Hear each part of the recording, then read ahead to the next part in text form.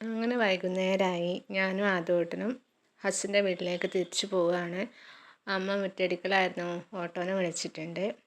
മുറ്റത്ത് ഡെയിലി പാട് കാറ്റുണ്ടാകും. കാരണം ചുറ്റും മരങ്ങളായതുകൊണ്ട് ഒരുപാട് കാറ്റുണ്ടാകും. അടിച്ചു വരാം ഇലകൾ ഇങ്ങനെ കൊഴിഞ്ഞിട്ടുണ്ടാകും. ഡെയിലി ഒരു കൊട്ട ഉണ്ടാവും. അങ്ങനെ ഞാനും അമ്മയും ആദൂട്ടും കുറേ വർത്താനമൊക്കെ പറഞ്ഞ് ചായ കുടിച്ചു. കുറേ നാളിന് ശേഷം നമ്മൾ മൂന്നാളും ഒപ്പം ഇരിക്കുന്നത്.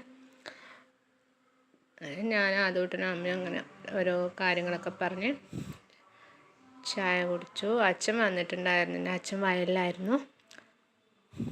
ആദൂട്ടിനോട് ഞാൻ ചിപ്സ് തിന്നണ്ടാന്ന് പറയലായിരുന്നു.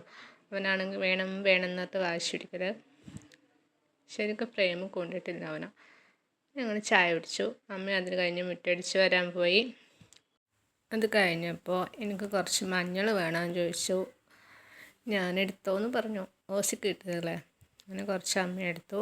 അങ്ങനെ ഓട്ടോ വന്നു. ഉണ്ണിയേട്ടൻ്റെ ഓട്ടോറിക്ഷയിലാണ് ഞാൻ അധികം ഇങ്ങോട്ട് വരാറ്.